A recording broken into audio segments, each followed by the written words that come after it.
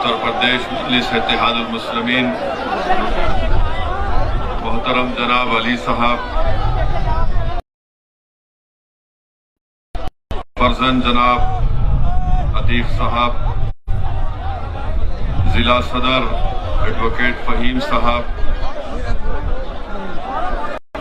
फुरखान चौधरी साहब, डॉक्टर यामीन सैफी विधानसभा सदर साउथ, शहर सदर हाजी नौशाद कुरैशी साहब, मौलाना असद जमाली तंजीमी सेक्रेटरी, जनाब सैयद राना साहब, शोएब त्यागी साहब, मोहतरम जनाब पवन राव अम्बेडकर साहब, नौफिल रोमानी साहब जनरल सेक्रेटरी यूपी,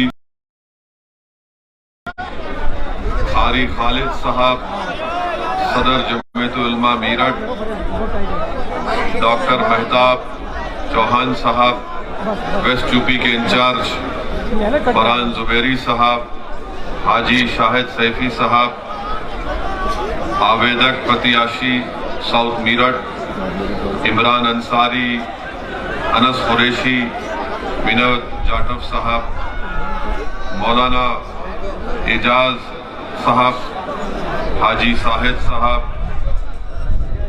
गुलाम साबिर साहब जनरल सेक्रेटरी यूपी, हाजी शाहिद खाजी अंसारी वेलफेयर सोसाइटी के सदर हैं, मोअज़्ज़िज़ हाज़रीन इकराम, बुजुर्गान मिल्लत, मेरे नौजवान साथियों, आपका बेहद शुक्रिया कि आपने आज अपना कीमती वक्त निकालकर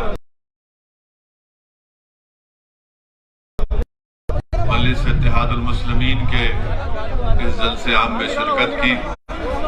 मैं आपका तहे दिल से आपका शुक्रिया अदा करता हूँ। मेरे अजीज दोस्तों और बुजुर्गों,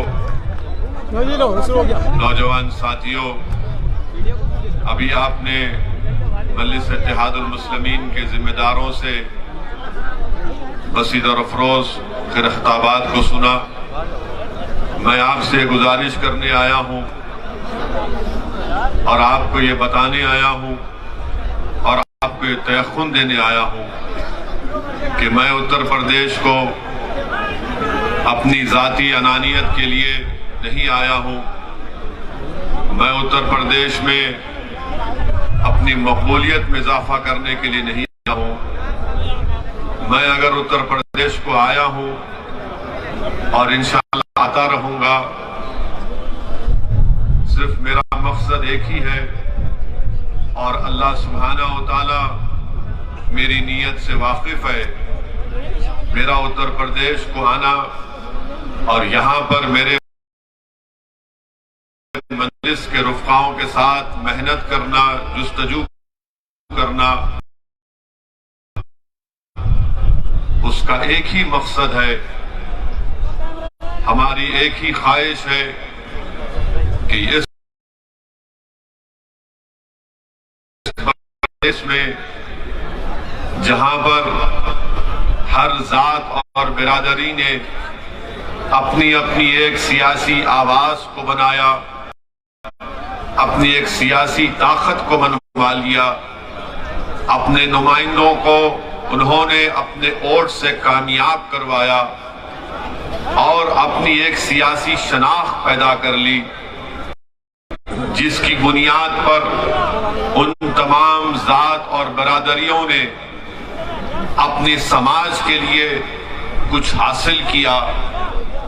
अगर कोई समाज इतनी बड़ी तादाद में रहने के बावजूद भी अगर उसने अपने लिए कुछ हासिल नहीं किया, अपने बच्चों के तालीम का इंतजाम नहीं कर पाए, जिन्होंने अपने मुस्तकबिल को रोशन नहीं कर पाए, जिस समाज की आंखों के सामने बाबरी मस्जिद को शहीद कर दिया गया, जिस समाज के सामने मस्जिद को शहीद करने वालों को कोर्ट ने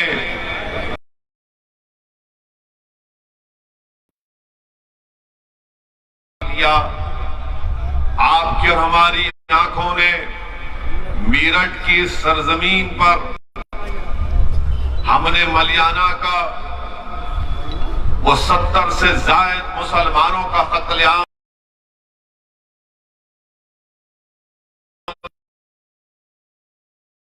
मेरठ में हाशिमपुरा में 40 से ज्यादा मुसलमानों को यूपी की पीएसी पुलिस ने ले जाकर नदी के किनारे में उनको गोली मारकर उनको हलाक कर दिया, शहीद कर दिया। हमने फसादों को देखा, मगर मैं आज आपसे हाथ जोड़कर अपील करने आया हूं कि उत्तर प्रदेश के 19% मुसलमानों को अपनी एक सियासी अलहायदा ताकत बनाने की जरूरत है। आपको अपनी लीडरशिप को बनाना है। आपको, अगर आप चाहते हैं कि उत्तर प्रदेश में आपको आपका हिस्सा मिले, आपका मुकाम मिले, आपको इज्जत मिले, आपसे नाइंसाफी का खात्मा हो, आपके मासूम बच्चे और बच्चियों को स्कूल मिले, नौजवानों को कॉलेज मिले, नौजवानों को नौकरी में उनका हिस्सा मिले, पुलिस का जुल्म का खात्मा हो, तो याद रखो आपको एक सियासी ताकत बनना पड़ेगा। जिस तरह उत्तर प्रदेश में दलितों ने और खास तौर से जाटवों ने बहन मायावती को अपना नेता बनाया, जिस तरह उत्तर प्रदेश के यादवों ने मुलायम सिंह यादव को अपना नेता बनाया, जिस तरह यहां पर हर समाज लोगों ने जाटों के लिए चौधरी चरण सिंह से लेकर अजित सिंह से लेकर आज उनके बेटे ये कहते हैं कि जाट हमारे साथ है। मेरे अजीज दोस्तों और बुजुर्गों, यहां पर कुर्मियों ने कई नेताओं को अपने पैदा किया। कितनी ऐसी बिरादरियां हैं, ठाकुर हैं, जो आज उत्तर प्रदेश के मुख्यमंत्री को योगी जरूर है मगर उसको अपना ठाकुर नेता मानते हैं। ब्राह्मण समाज के लोग हैं। एक गवर्नमेंट ऑफ इंडिया में नरेंद्र मोदी की सरकार में एक मंत्री है जिनका नाम टेनी है, क्योंकि उनका ताल्लुक उनकी गाड़ी से उनके ही घर में एक साजिश रचाई गई और उस साजिश के नतीजे में उनके बेटे ने अपनी गाड़ी से 4 किसानों को रौंद दिया। मगर नरेंद्र मोदी, जो अपने आप को बड़ा बहादुर वजीर आजम कहते हैं, वो ब्राह्मण समाज को नाराज नहीं करना चाहते और टेनी को अपनी कैबिनेट से नहीं हटाते। क्यों नहीं हटाते? क्योंकि अगर मैं इसको हटाया तो उत्तर प्रदेश के ब्राह्मण समाज के लोग नाराज हो जाएंगे। अपने ही गाड़ी से उनके बेटे ने 4 किसानों को खत्म कर दिया। मैं आपको ये मिसालें इसलिए दे रहा हूं ताकि आपको अंदाजा हो जाए। आपको जानकर तकलीफ भी होगी कि मलियाना का फसाद कब हुआ था। मलियाना का फसाद मई 34 साल हो गए। 70 मुसलमानों को गोली मारकर शहीद कर दिया गया था। अब तक मुकदमा खत्म नहीं हुआ है। 800 तारीख कोर्ट ने दी और हर तारीख 800 तारीख हो गई। माने क्रिमिनल तारीख बन गई कि 70 मुसलमानों को 34 साल पहले गोली मारकर शहीद कर दिया गया, कत्ल कर दिया गया। 34 साल में कांग्रेस की सरकार, 34 साल में बीएसपी की सरकार, 34 साल में समाजवादी की, बीजेपी की सरकार, मगर किसी ने भी उन मलियाना मरने वालों से इंसाफ नहीं किया।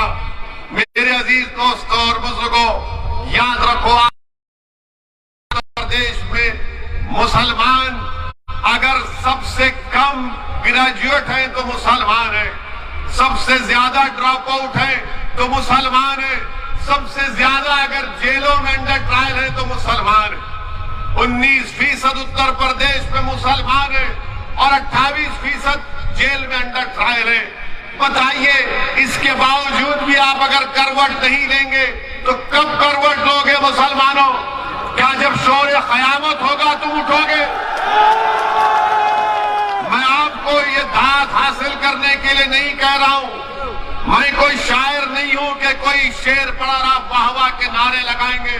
मैं आपको बता ये रहा हूं कि जब आप यहां से उठकर जाएंगे तो मेरी ये ऐन ख्वाहिश है कि आप में एक तब्दीली पैदा हो जाए, आप में एक सोच पैदा हो जाए, आप में एक फिक्र पैदा हो जाए, क्योंकि आपने बरसों इन तमाम सियासी पार्टियों का साथ किया। बताइए हमने क्या हासिल किया, क्या मिला आपको? आपको हमेशा डराते रहे। 34 साल पहले, 60 साल पहले यही कहा गया फिरका परस्ती को शिकस्त दो, हमने फिरका परस्ती को शिकस्त दी। कभी कहा गया जनसंघ को हराओ, हमने जनसंघ को हराया। फिर कहा कि आपने कांग्रेस से नाराज हुए तो बीएसपी का साथ किया, उनसे नाराज हुए तो समाजवादी का साथ किया। आखिर आपने अपनी क़यादत क्यों नहीं बनाई? कोई कहेगा यहां पर कि नहीं, मीरठ से मुसलमान एमएलए बना, मीरठ से यहां पर इस इलाके से एमपी भी बना, मगर याद रखो वो तुम्हारा नहीं था। मुसलमान समाजवादी में भी है, मुसलमान बीएसपी में भी है, मुसलमान कांग्रेस में भी है, मुसलमान बीजेपी में भी है। मगर बताओ, क्या वो मुसलमानों का नेता है? नहीं, वो समाजवादी का नेता है, बीएसपी का नेता है। आपको अपना नेता पैदा करना पड़ेगा जिसको आप फख्र से कह सकें कि हाँ ये मेरा नेता है। आपने जिताया इनको, मगर वो चले गए बीएसपी में। आपने जिताया उनको, एमपी बने, इलेक्शन हार गए तो किसी और दूसरी पार्टी के चौखट पर चले गए। मैं आपको ये बताने आया हूं कि आप अपने वोट से अपने नेता को बना सकते हैं। ये काम आपको करना और इंशाअल्लाह हम करेंगे। आपका साथ, आपका ताउन रहेगा तो यकीनन ये काम होगा। डरने और घबराने की जरूरत नहीं है। हर आदमी आता है हर पार्टी का। अभी मुझे बताया गया कि आज के जलसेआम में आने से पहले बाद समाजवादी के और बीएसपी के नेता आवाम को रोकना चाहते हैं, पुलिस के जरिए से चेकिंग करा रहे हैं। अरे आप क्यों चेकिंग करा रहे हैं? क्यों इस्तेमाल कर रहे हैं पुलिस को? समाजवादी बीएसपी के नेता हो, बताओ क्या तुम मुसलमानों के नेता हो या तुम समाजवादी बीएसपी के नेता हो? वोट का जब मामला आएगा तो आकर कहेंगे कि हमको वोट दे दो। वोट का जब मामला आएगा हमको वोट दे दो, मगर जब बात आएगी शरीयत की तो गूंगे बन जाते हैं। जब बात आएगी मुसलमानों से इंसाफ की तो अंधे बन जाते हैं। जब बात आएगी CAA NRC की तो बहरे हो जाते हैं। अरे सब चीज पर हम बोलते हैं और जब इलेक्शन का मामला आता तो बोलते नहीं। ओवैसी भाषण तो अच्छा देता मगर बीजेपी को हराना, बीजेपी को हराना जरूर है, मगर क्या हम हराएंगे बीजेपी को या फिर उत्तर प्रदेश का हमारा हिंदू भाई हराएगा? डेटा है, आदाद-ओ-शुमार है कि पिछले 2019 के लोकसभा के चुनाव में 75% मुसलमानों ने बीएसपी और समाजवादी को वोट दिया। उसके बावजूद भी सिर्फ 15 लोकसभा की सीट पर कामयाब हुए, बाकी सीट पर बीजेपी कामयाब हो गई। किसकी वजह से हुई? आपने दिया बीजेपी को वोट? क्या आप देंगे बीजेपी को वोट? क्या नहीं है कि दोबारा योगी इस प्रदेश का मुख्यमंत्री ना बने? मगर ये कैसे होगा? क्या आपको यकीन नहीं है कि मजलिस बीजेपी को हरा नहीं सकती? यकीनन मजलिस बीजेपी को हरा सकती और हराएगी इंशाअल्लाह ताला। मगर ये समाजवादी और बीएसपी के लोग आकर कहेंगे नहीं, ये जो लंबा आदमी है, शेरवानी टोपी पहना, इसकी बात पे यकीन मत करो। मत करो, फिर किसकी बात का यकीन करेंगे? वो अखिलेश यादव समाजवादी पार्टी मुजफ्फरनगर का फसाद हुआ, इंसाफ नहीं कर पाए। वो समाजवादी पार्टी जो सरकार में थी, स्लॉटर हाउसेस के लाइसेंस दे सकती थी, लाइसेंस नहीं दिया। वो समाजवादी पार्टी जो मुसलमानों से रिजर्वेशन का वादा किया, नहीं किया। आप किसकी बात का भरोसा करेंगे? हाँ, मुसलमान जीत सकता जरूर है, मगर आपका नेता नहीं बन सकता, आपका लीडर नहीं बन सकता। आपको अपना लीडर बनाना है। आपने सुना अभी कि हमारे भाई अतीक साहब गुजरात अहमदाबाद की जेल से अपना दर्द भरा पैगाम आप तक पहुंचा रहे। हमारी बहन अपने शौहर का दर्द भरा पैगाम आपको पढ़कर सुना रही है। क्या किया इन्होंने? अतीक साहब ने क्या क्या नहीं किया इनके लिए? बदनामगी मोल ली इनके लिए, सत्ता दिलाई इनको और उनको जेल में डाल दिया गया। आजम खान जेल में है। क्या मुकदमा आजम खान पर किस लिए जेल में डाला गया? कोई नहीं बोलेगा। मेरे अजीज दोस्तों और बुजुर्गों, मैं आपसे सिर्फ यही गुजारिश करने आया हूं कि इस चुनाव में आने वाले विधानसभा के असेंबली के इंतखाबात में उत्तर प्रदेश के मुसलमानों को अपना हिस्सा लेना है। आपको अपना हिस्सा लेना है और हिस्सा लेकर रहेंगे इंशाअल्लाह ताला। ये लड़ाई मंजलिस की हिस्सेदारी की है। ये लड़ाई हमारी भीख की मांगने की लड़ाई नहीं है।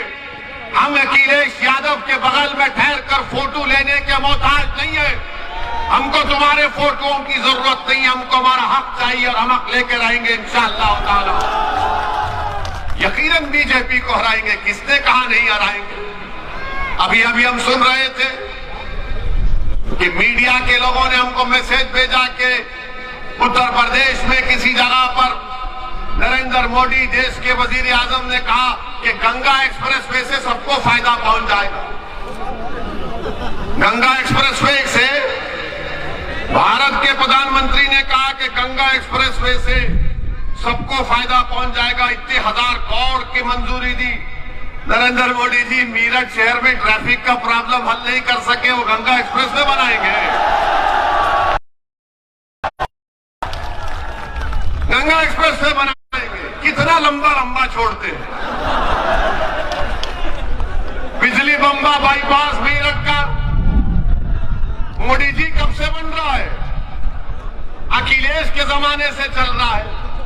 वो मुकम्मल नहीं हुआ। मोदी जी बोल रहे गंगा एक्सप्रेसवे बना दूंगा मैं।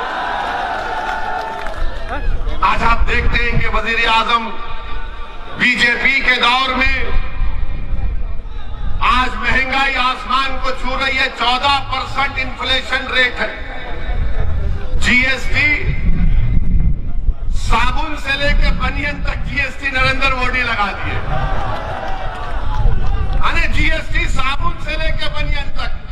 और फिर जो लोग फिक्स डिपॉजिट में पीपीएफ में इन्वेस्टमेंट किए उनको क्या मिल रहा है वो सोच ले। जो मोदी के भक्त हैं, जो दिन रात मोदी मोदी करते हैं, मैं उनसे मुखातिब हूं, आपसे नहीं हूं। मैं उनको कह रहा हूं, शायद उनके कान में अगर मेरी बात पहुंच जाए तो उनके दिमाग के झाले साफ हो जाएंगे। और फिर खाना महंगा, तेल महंगा और आमदनी कुछ नहीं है। पेट्रोल डीजल की कीमतें आसमानों को छू रही है। आप बताइए, इतने महंगाई के दौर में गरीब आदमी 2 वक्त का खाना अपने बच्चों को, अपने माँ बाप को खिलाने के लिए परेशान है। मगर मोदी जी क्या कह रहे? मैं गंगा एक्सप्रेस से बना दूंगा, पिछले 1000 करोड़ लगा दूंगा। अरे इन्फ्लेशन को कम कैसा करेंगे मोदी जी? कीमतें कैसा कम होगी वो बताइए ना। आपने बनियन पर जीएसटी, साबुन पर जीएसटी आपने सब लगा दिया। क्या बचा बताइए? अब खाली सांस लेने पे जीएसटी लगना बाकी है। भारत के प्रधान प्रधानमंत्री के पास इसका जवाब नहीं है। और फिर आजादी के बाद इतना फर्क आया है आमदनी के इनकम इनइक्वालिटी में। अच्छे दिन की बात करने वाले कहां गए, बुरे दिन ही आ गए पूरे। नरेंद्र मोदी के पास इसका कोई जवाब नहीं है मेरे अजीज दोस्तों और बुजुर्गों। और फिर ये फेंकू मालूम, मुझे बोलने की जरूरत नहीं है। अब आप एक नया कानून ला रहे वजीर आजम के बच्चियों की शादी 18 साल में 21 साल में होगी। बच्चियों की शादी 18 साल में 21 साल में होगी। अब आप बताइए 18 साल के कितने लोग हैं यहां पर, हाथ उठाओ।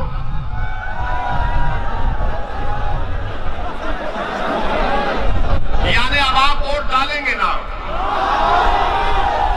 आप अपने पसंद के विधायक को वोट डालेंगे ना। और कानून आपको इजाजत देता है बिजनेस आप शुरू कर सकते, आप कॉन्ट्रैक्ट भी साइन कर सकते। अब कानून यह भी कहता है कि अगर तुम्हारा दिल चाहा तो तुम किसी एक लड़की के साथ जिंदगी भी गुजार सकते हो। गुनाह नहीं है कानून में, गुनाह नहीं है। और कानून यह भी कहता है कि अगर तुम उससे ताल्लुकात पैदा करना चाहते हो, जिसका अंग्रेजी का वर्ड कह रहा हूं सेक्सुअल रिलेशनशिप, वो भी कर सकते, ये सब कर सकते। मगर मोदी जी बोले शादी नहीं कर सकते।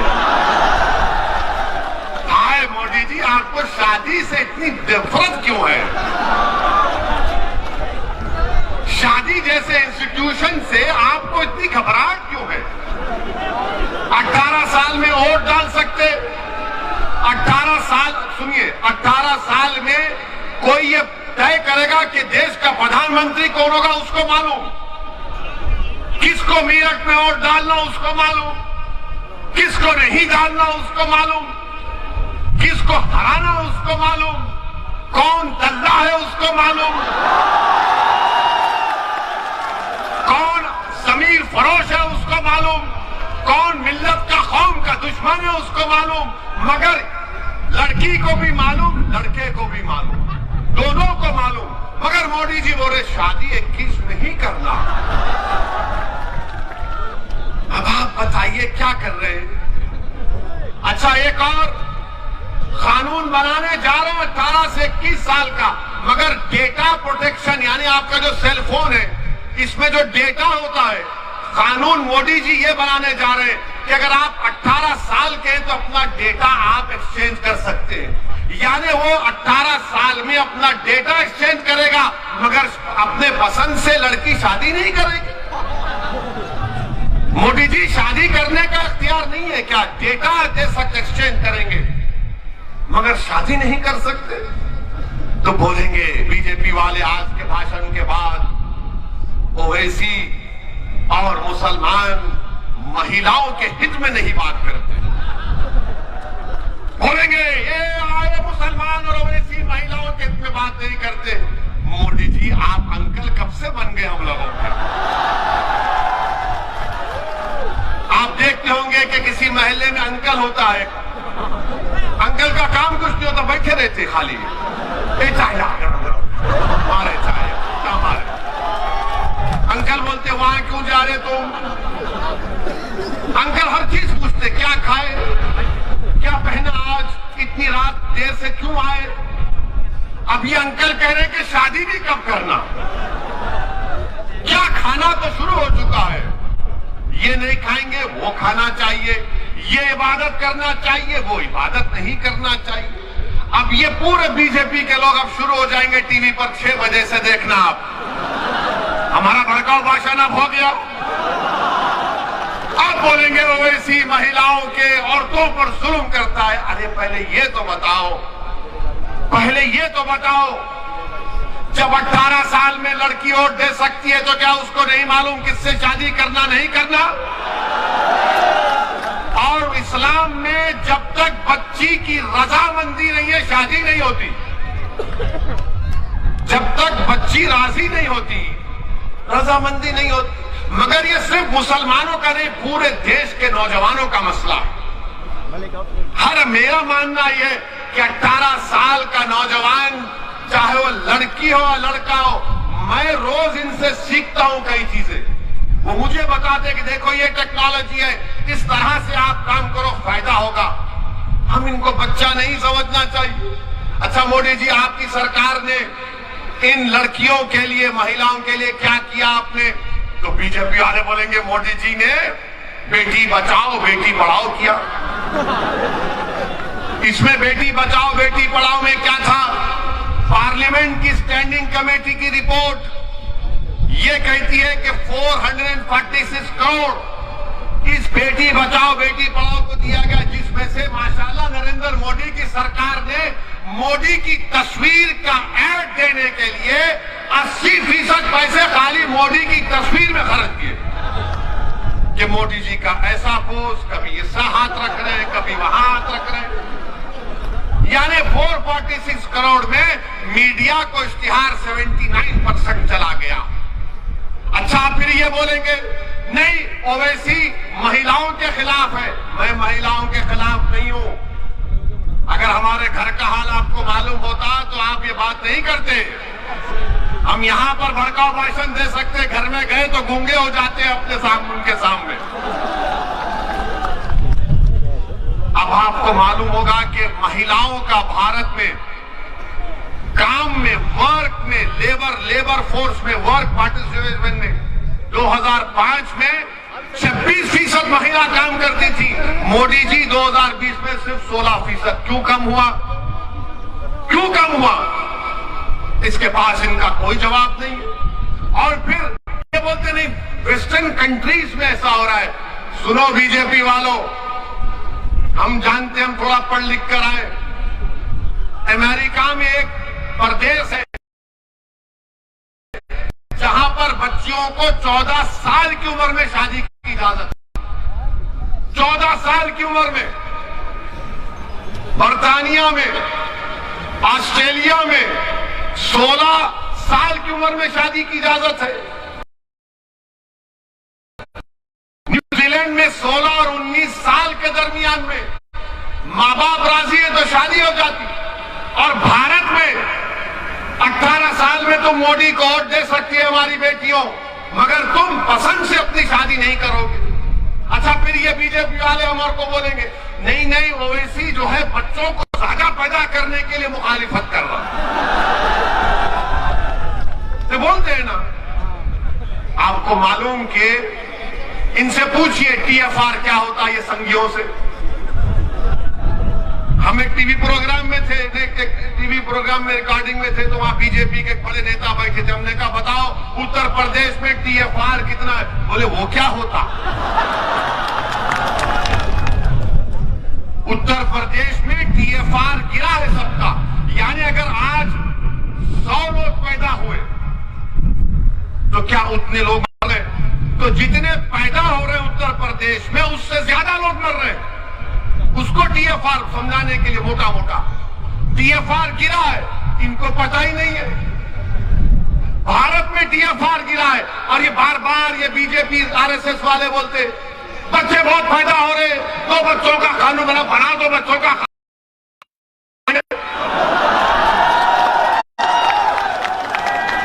बनाओ। सुप्रीम कोर्ट में जाकर मोदी ने कहा सुप्रीम कोर्ट को कि माय लॉर्ड भारत में 2 बच्चों के कानून की जरूरत नहीं है। क्यों नहीं है? क्योंकि हमारी आबादी में टीएफआर आ चुका है।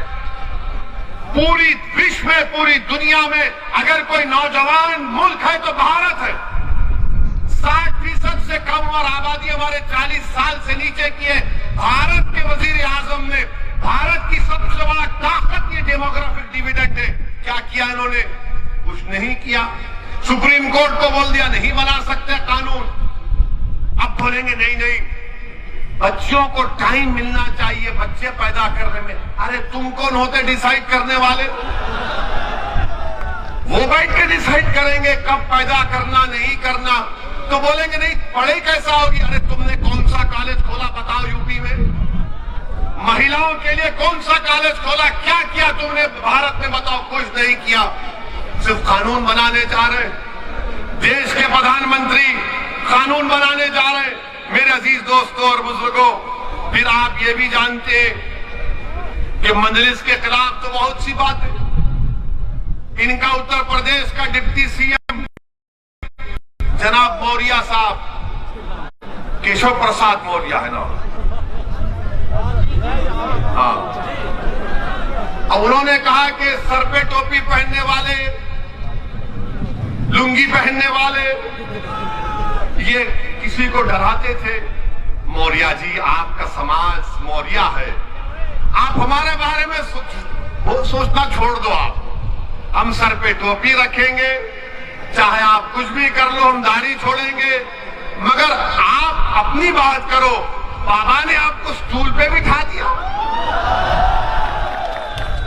बाबा ने इनको स्टूल पे बिठा दिया। बताओ, आप अपने मौर्य समाज के जिम्मेदार लीडर हैं, एक ठाकुर ने आपको स्टूल पर बिठा दिया और हमको बोल रहे हैं टोपी लूंगी।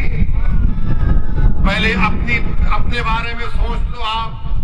अच्छा, फिर उत्तर प्रदेश के बारे में बाबा बहुत बोलते योगी। आपको मालूम होना चाहिए कि नीति आयोग, मोदी की नीति आयोग की रिपोर्ट कहती है कि मेरठ में 21% लोग गरीब हैं, जिसमें गरीब में खाने को खाना नहीं है, स्कूल के लिए फीस नहीं है। ये नीति आयोग की रिपोर्ट है। अब कौन सा काम उत्तर प्रदेश में हो रहा है? अच्छा, फिर नरेंद्र मोदी बोलते सबका साथ, सबका विकास, सबका विश्वास। बनारस गए तो अपने भाषण में नरेंद्र मोदी ने औरंगजेब और शिवाजी का नाम ले लिया। आपने सुना ना कि क्या कहा? शिवाजी का नाम लिया। मोदी जी, क्या आप जानते शिवाजी की तारीख को? पूछो इन संघ परिवार के लोगों से, क्या तुम जानते शिवाजी की तारीख को? ये बोलेंगे शिवाजी मुसलमानों का खिलाफ था। नहीं था शिवाजी दीवाने, शिवाजी मुसलमानों का खिलाफ नहीं था। शिवाजी, पूछो इन बीजेपी वालों से कि शिवाजी की नेवी का चीफ कौन था, उसके बहरिया का। शिवाजी के तोप का चीफ कौन था? शिवाजी के साथ आगरा के किला में कौन था? शिवाजी जब आगरा के किला से भाग रहे थे तो कौन मुसलमान जिसका बेटा मुगलों ने उसको किडनैप कर लिया, अपनी जान दे दिया, ये पूरे के पूरे मुसलमान थे शिवाजी के साथ। मगर नरेंद्र मोदी बोलेंगे शिवाजी, नरेंद्र मोदी आप शिवाजी को जाने नहीं। शिवाजी के साथ आपको मालूम है मदारी मेहतर मुसलमान, इब्राहिम खान, दौलत खान, सिद्दी हिलाल, ये पूरे, और शिवाजी को एक सूफी बुजुर्ग, उसका नाम याकूब बाबा। मोदी जी, शिवाजी को अगर आप इतना मानते, बताओ आपके अतराफ में कौन मुसलमान है? कौन तुम्हारे अतराफ में मुसलमान है? तुम भारत के वजीर आजम हो, आप शिवाजी का नाम ले रहे हैं तो बताओ। मगर हम भारत के वजीर आजम से पूछना चाहते हैं कि क्या ज्ञान वापी ऐसा हो रही?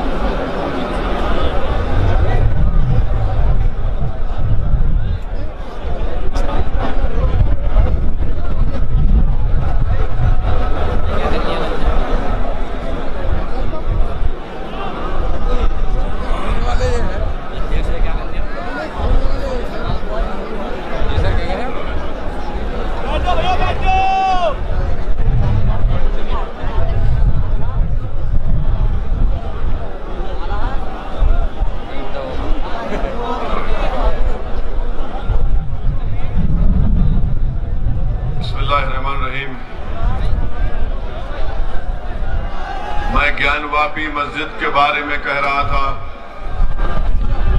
कि क्या मोदी सरकार ज्ञानवापी मस्जिद को खूबसूरत नहीं बना सकती? क्या दिल्ली के जामा मस्जिद की तारीखी मस्जिद जो आज उसकी खस्ता हाल हो चुकी है, उसकी तामीर नहीं कर सकती? जब सबका साथ, सबका विकास की बात होती है, तो क्या मथुरा में जो मस्जिद अच्छा नहीं किया जा सकता? क्या अजमेर की दरगाह को खूबसूरत नहीं बनाया जा सकता? मेरे अजीज दोस्तों और बुजुर्गों, ये भारत के वजीर आजम की पॉलिसी है। सबका विश्वास, विकास की बात करते हैं, सिर्फ ज़बानी खर्च करते हैं, इनके पास कुछ नहीं है। आज उत्तर प्रदेश में लॉ एंड ऑर्डर नाम की चीज नहीं है। यही मीरठ में मजलिस इत्तेहादुल मुस्लिमीन के रुकने बल्दिया जुबैर अंसारी को गोली मारकर उनको हलाक कर दिया गया। 3 महीने से 4 महीने से ज्यादा हो गया और बीजेपी की सरकार और मीरठ की पुलिस कातिल को नहीं पकड़ सकी। क्यों नहीं पकड़ सकी? क्योंकि जुबैर अंसारी को जिन्होंने कत्ल किया, पुलिस और हुकूमत जानती है कि किसने जुबैर अंसारी को मारा। उत्तर प्रदेश में लॉ एंड ऑर्डर नाम की कोई चीज बाकी नहीं रही। मेरे अजीज दोस्तों और बुजुर्गों, आज आपके पास, जैसा कि शौकत साहब ने कहा कि मुर्गी काटने पर मुकदमा, अब हर चीज पर मुकदमा। 20 दिसंबर 2019 को एनआरसी के खिलाफ एहतजाज हुआ, 5 लोगों पर गोली कर दिया गया, 26 लोगों पर एनएसए लगाया गया। हमारे अंसारी बिरादरी के लोग अपने पावरलूम इंडस्ट्री के लिए एक फ्लैट रेट की बात कर रहे हैं, तो सरकार नहीं करना चाहती। आम रिटर्निंग लाइसेंस नहीं दिया जाता। और फिर सबसे बड़ी बात यह है कि अमित शाह ने 2012 में मीरठ को आकर ये वादा किया था यहाँ के वकीलों से कि मीरठ में हाई कोर्ट की ब्रांच डाली जाएगी, बेंच डाला जाएगा। उसका भी वादा नहीं पूरा कर सके। बताइए, आप रुककर मीरठ में अमित शाह ने कहा था 2017 में कि यहां पर मीरठ में हाई कोर्ट की एक बेंच डाली जाएगी, वो भूल गए। हर एतबार से बीजेपी ने जो 5 साल का मौका उत्तर प्रदेश की जनता ने उनको दिया, वो उसमें नाकाम साबित हुए। मेरे अजीज दोस्तों और बुजुर्गों, मेरी आपसे गुजारिश है कि डरने और घबराने की जरूरत नहीं है। लोग आकर कहते रहेंगे कि वोट डालना है, यकीनन डालिए वोट, मगर आपको अब की बार अपनी पार्टी मजलिस इत्तेहादुल मुस्लिमीन को कामयाब करना है। आपको हिम्मत से और हौसले के साथ मजलिस के उम्मीदवारों को कामयाब करना है। याद रखिए कि भारत हो या उत्तर प्रदेश हो, हम अपने मुल्क की जमहूरियत को उसी वक्त मजबूत करेंगे जब हम अपनी एक अलहदा सियासी लीडरशिप को पैदा करेंगे। मुसलमानों की आवाज भारत में, भारत की संसद में, उत्तर प्रदेश की विधानसभा में उठनी चाहिए। जब तक आप अपने मसाइल को नहीं उठाएंगे, बताइए, शिकायत मुझे आपसे कि अल्ताफ को मार दिया गया कासगंज में, फैसल को मार दिया गया उन्नाव में, जुबैर अंसारी को गोली मार दी गई। बताइए, ये जुल्म का खात्मा कब होगा? ये नाइंसाफियों का खात्मा उस वक्त होगा जब आप मुत्तहिद होकर अपनी एक सियासी ताकत को बनाएंगे। हाँ, मैं जानता हूं उत्तर प्रदेश में आए दिन कोई ना कोई वाकया मुसलमानों पर जुल्म किया जाता है, मगर मेरे अजीज दोस्तों और बुजुर्गों, याद रखो कि मक्का की सरजमीन है, मक्का की सरजमीन है, बिलाल हबशी है और हजरत बिलाल उमैया बिन खल्फ के गुलाम है और हजरत यासिर बिन अम्मार को कोड़े मारे जा रहे हैं।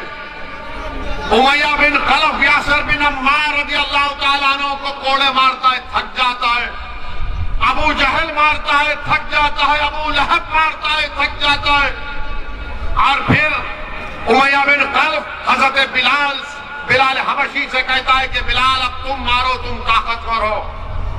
हजरत बिलाल परेशान है, इस्लाम कबूल कर चुके हैं। हजरत अम्मार के करीब जाते हैं तो हजरत अम्मार कहते हैं कि बिलाल आप भी मुझे 2-3 कोड़े मार दीजिए, मगर ये मत कहिए कि आपने इस्लाम को कबूल कर लिया, मार लो मुझे भी 2-3 कोड़े। तुम उमैया बिन खल्फ जो उनका जिन्होंने हजरत बिलाल को खरीदा था, वो पुकार कर कहता है बिलाल मारो इसको।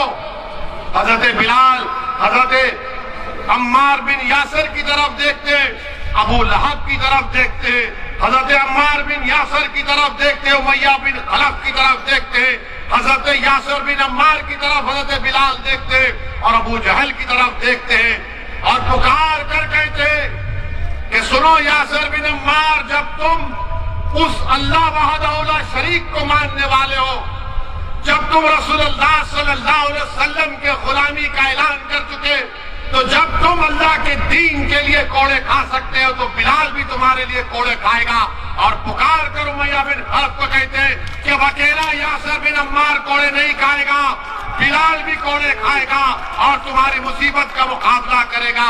मेरे अजीज दोस्तों और बुजुर्गों, कभी भी हालात से मायूस मत हो। अल्लाह कुरान में फरमाता ला तक़नतु मिन रहमतिल्लाह, कि अल्लाह की रहमत से मायूस मत हो।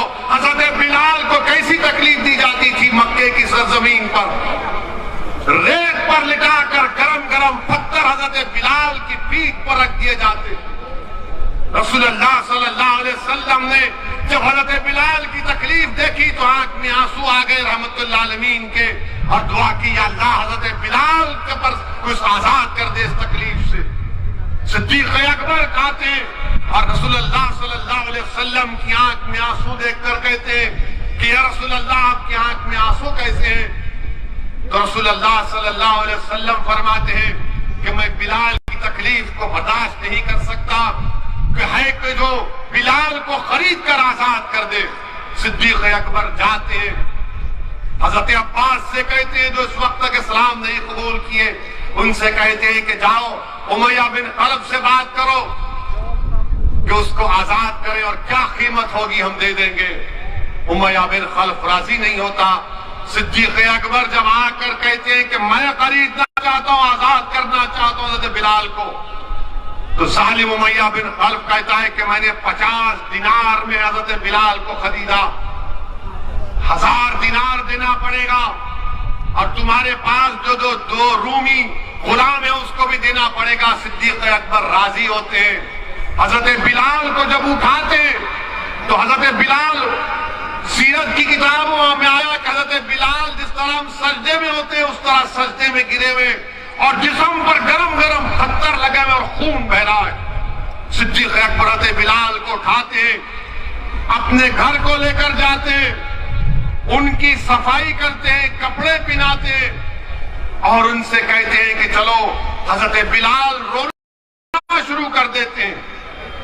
उन्होंने जिंदगी में अपने बाप की मोहब्बत नहीं देखी थी हजरत बिलाल ने, खूब रोते। तो सिद्दीक अकबर उनसे कहते हैं कि बिलाल यहीं पर रो लेना, आका के सामने नहीं रोना, मैं दुनिया का रोना देख सकता हूं। रसूलुल्लाह सल्लल्लाहु अलैहि वसल्लम के आंख में आंसू को बर्दाश्त नहीं कर, दोनों मिलकर रसूलुल्लाह सल्लल्लाहु अलैहि वसल्लम के पास जाते। रसूलुल्लाह सल्लल्लाहु अलैहि वसल्लम हजरत बिलाल का इस्तकबाल करते और सिद्दीक अकबर से कहते हैं कि तुमने बहुत बड़ा काम किया, शुक्रिया। ये सिद्दीक अकबर हजरत बिलाल से कहते हैं कि रसूलुल्लाह के सामने रोना नहीं, सल्लल्लाहु अलैहि वसल्लम के सामने। वो रसूलुल्लाह सल्लल्लाहु अलैहि वसल्लम के सामने कहते या रसूलुल्लाह मेरी सारी दौलत आप पर कुर्बान, आपने कैसे शुक्रिया कहा, ये दौलत आपकी है।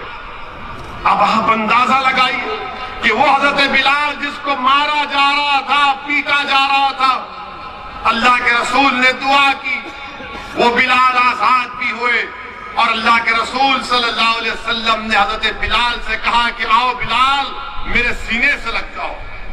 मेरे अजीज दोस्तों और बुजुर्गों, याद रखो ये जुल्म खत्म होगा, ये जुल्म खत्म होगा इंशाअल्लाह ताला। जो लोग आज मजलूमों पर जुल्म कर रहे हैं, तुम खत्म हो गए, तुम्हारा जुल्म खत्म होगा, तुम खत्म हो गए, तुम्हारा वजूद इस जमीन से अल्लाह मिटाएगा इंशाअल्लाह। तुम्हारा जुल्म हमारे हौसलों को, हमारे पैरों में डगमगाहट नहीं पैदा करेगा। तुम जितना जुल्म करोगे हमारे हौसले बढ़ते जाएंगे, तुम जितना दबाओगे उतना उठेंगे इंशाअल्लाह ताला। क्योंकि अल्लाह ने कुरान में फरमा दिया, जिन्होंने अल्लाह पर ईमान लाया और डट गए जमीन पर, अल्लाह उनकी फरिश्तों से मदद करता। तो तुम डट जाओ जमीन पर, तुम डट जाओ जमीन पर, हिम्मत मत हारो। जैसा कि किसी शायर ने अच्छा कहा, इधर आ सितमगर हुनर आजमाए, इधर आ सितमगर हुनर आजमाए, तू तीर आजमा हम जिगर आजमाए। मेरे अजीज दोस्तों और बुजुर्गों, तारीख में भरी पड़ी है हजरत बिलाल की वो तकालीफ हमारे सामने। हजरत सुमैया को नेजा मारकर उनका हमल साकित कर दिया गया। हजरत सैयदुश्शोहदा हजरत हमजा की लाश से क्या किया गया था, तो तुम क्या समझ रहे हो कि हम पर जो जुल्म किया जाएगा? अरे मेरे अजीज दोस्तों और बुजुर्गों, कामयाबी इंशाअल्लाह ताला आपके कदम चूमेगी, कामयाबी कदम चूमेगी। जो लोग आज जुल्म कर रहे हैं, याद रखो, इख्तिदार हमेशा किसी के पास रहने वाला नहीं है, इख्तिदार जाएगा इंशाअल्लाह ताला। जो लोग आज जुल्म कर रहे हैं ताकत के बलबूते पर, इख्तिदार के नशे में आकर, कल तुम्हारे पास इख्तिदार नहीं होगा, कल तुम्हारे पास इख्तिदार नहीं होगा। और मेरे अजीज दोस्तों, नौजवानों, हमेशा आपसे कह रहा हूं कि अपने दिल पर भरोसा करो, दिमाग पर मत करो। दिमाग तुमको डराएगा। जब हजरत बिलाल को उमैया बिन खलफ ने कहा कि लो घोड़ा लेकर मारो, तो हजरत बिलाल की नीयत साफ थी। वो देख रहे थे कि अगर मैं नहीं मारूंगा तो आग में डाला जाऊंगा, मुझे मारा जाएगा। मगर दुनिया ने देख लिया कि हजरत बिलाल ने सच्चाई का साथ दिया, हजरत बिलाल ने अपने दिल को माना और सच्चाई का हक का साथ दिया। तो वो उरूज पर पहुंचे। कौन से उरूज पर? कि जब मक्का फतह हुआ तो मक्के की छत पर खड़े होकर सियाफाम हजरत बिलाल ने, साहबी रसूल ने नमाज दी। मेरे अजीज दोस्तों और बुजुर्गों, नौजवानों, याद रखो, किसी शायर ने अच्छा कहा था, अकल को तनकीद से फुर्सत नहीं, अकल को तनकीद से फुर्सत नहीं। इश्क पर ईमान की बुनियाद रखो, इश्क पर ईमान की बुनियाद रखो। अगर तुम यही डरते रहोगे बीजेपी आ जाएगी, बीजेपी आ रही तुम्हारे वोट से नहीं, बीजेपी आ रही है तो हिंदुओं के वोट से आ रही है, मुसलमानों के वोट से नहीं आ रही बीजेपी। ये बात तुमको कोई नहीं कहेगा, ये बात तुमको कोई नहीं कहेगा। मैं तुम्हारे दरमियान में खोल कर कह रहा हूं, मैं किसी मजहब का खिलाफ नहीं हूं, मैं किसी मजहब का खिलाफ नहीं हूं, ना कभी रहूंगा। सत्य बयान कर रहा हूं, बल्कि मेरी तो ख्वाहिश है कि मंजलिस के साथ दलित भी खड़ा हो हमारा भाई, मंजलिस के साथ हमारे ओबीसी समाज के भाई और उनकी बरादरियां खड़े हो जाए। हम तो चाहते हैं कि पूरा वंचित समाज एक जगह पर हो जाए, ये हमारी कोशिश है। मगर ये आकर कहना कि बीजेपी आ जाएगी, अरे बीजेपी मेरी वजह से नहीं आ रही है, बीजेपी आ रही है तो किसी और की ओर से आ रही है। वो मोदी का दीवाना हो चुका है, हम नहीं हुए हैं। उनके दिलो दिमाग पर मोदी छा चुका है, हमारे दिलो दिमाग पर मोदी नहीं छाया हुआ है। वो उनके तरफ भाग रहे और ये आकर ये समाजवादी के लोग, इन्हें ऐसा हो जाएगा, ओवैसी ऐसा बोलता है। अरे भाई मेरे, तुम्हारे दो पार्टी के एमपी कल कुछ बात बोल दिए तो तुम उनकी तरफदारी, उनका दिफा नहीं कर सकते। एक 90 साल के सांसद है, बुजुर्ग है, उनकी बेहद इज्जत करता हूं मैं, वो अपनी राय भी नहीं रख सकते। मेरे अजीज दोस्तों और बुजुर्गों, मेरी आपसे दबन गुजारिश है कि हमारे मसाइल हैं, तकालीफ है, मुश्किलात है, मगर हमको इस बार अपनी पार्टी को मजबूत बनाना है। डरने और घबराने की जरूरत नहीं है। अपने विधायक को यहां से कामयाब करिए आप, और ये लोग आएंगे, बहुत सी बातें करेंगे, मगर मुसलमान का नेता कौन है बताओ? समाजवादी में कोई नहीं हो सकता, खाली यादव है। बीएसपी में बहन जी है। ये सब क्या रहेंगे? तुम छल्ले बन के रहेंगे वहां पर। इनकी कोई अहमियत नहीं है वहां पर। ये सामने नहीं ठहर सकते उन लोगों के, पार्लियामेंट में तकरीर नहीं कर सकते। जब हमारी पार्लियामेंट में तकरीर होती तो बोलते ओवैसी भाई आपकी तकरीर सुननी आए। मैंने कहा तुम क्यों नहीं बोलते? बोले हमारी मजबूरी है। आप बताइए काहे की मजबूरी? 19% है, जीतो, कामयाब हो और अपनी आवाज मसाइल को उठाओ। उत्तर प्रदेश में इंशाअल्लाह ताला मजलिस इत्तेहादुल मुस्लिमीन यकीनन पूरे वंचित समाज के साथ काम करने के लिए तैयार है। अभी हमको कोई कह रहा था कि ओवैसी साहब कौन हमको हमारे साथ लेकर जाएगा? हमारा एक दोस्त है, फोन किए थे कि हमारे साथ हमको कौन लेकर जाएगा। मैंने कहा फिक्र मत करो, जब हशर का मैदान होगा रसूल अल्लाह हम सबको लेकर जन्नत में जाएंगे। हमको उनका साथ काफी, अल्लाह हमारे लिए काफी है। अरे दुनिया फानी होने वाली है, हम कोशिश करना हमारे हाथ में, ओवैसी कोशिश करेगा। आप हमारा साथ दो, नियतों का दिल का हाल अल्लाह जानने वाला है। कामयाबी अल्लाह देगा, उरूज अल्लाह देगा और सालिमों का अल्लाह खातिमा करेगा।